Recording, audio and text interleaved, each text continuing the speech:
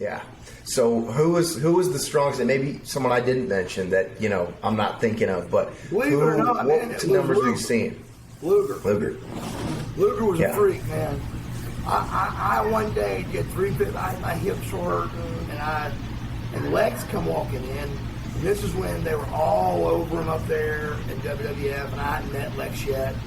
And me and Sting were big buddies here, and we were going to work out with Lex at his gym, and him and Sting both owned it. And they walked in, and when Lex walked in, I cannot believe how thin he was. I was blown away.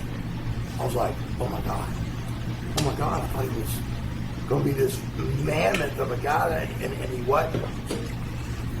And I swear to God on my life, he did 405 on squats for 20. He did the stack on extensions for 20. The stack. I did 315 for like 8, and my hip was hurting, and I'm over there crying in the corner.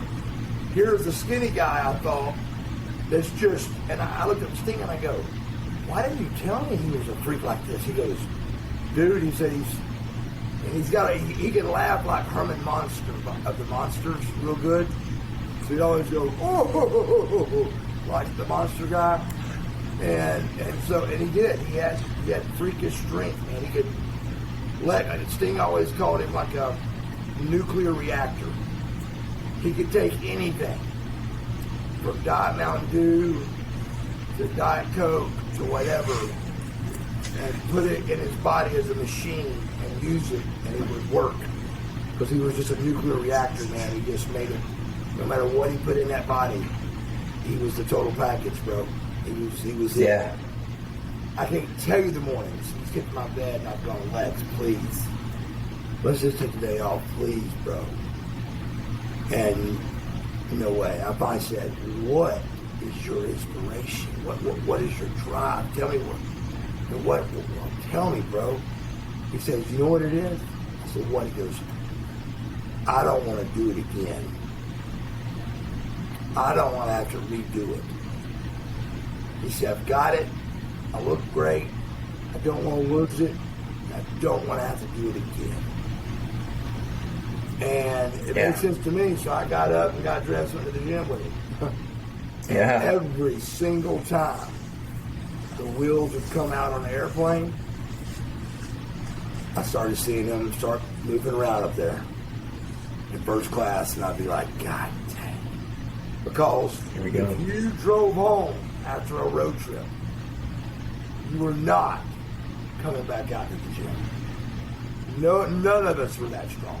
None of us were that mentally and physically strong to be able to put that what we just went through for a week aside, drive home, and do what everybody else did, which was drive home, relax, chill out, and then, hey, I'll hit it hard tomorrow, I'll hit it hard tomorrow. It was directly up, came straight back. If I was asleep, it was slap me in the shoulder to get me up, whatever. Rip fuels, coffee, and land, and walk straight into the gym. And it got to be such a joke that we were such freaks at doing this that all the guys that didn't even, and I'd walk in and go, hey man, so what are you doing now? And the guy would go, I'm wrestling. I go, for who? And they'd go, for WCW. And I'm like, I've never seen you there.